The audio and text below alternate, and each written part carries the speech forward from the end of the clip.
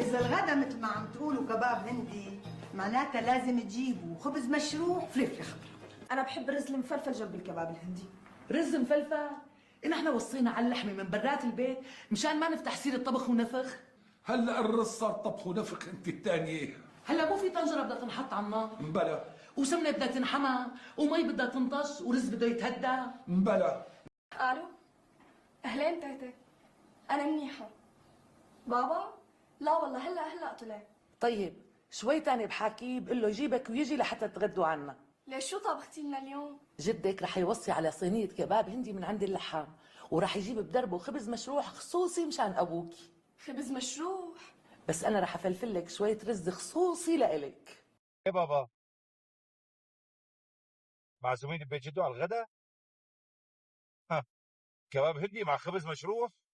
شو قصة الخبز المشروح اليوم؟ ان شاء الله الف صحه يا جماعه، مطرح ما يسري يمري. فعلا يا جماعة النصيب عجيب.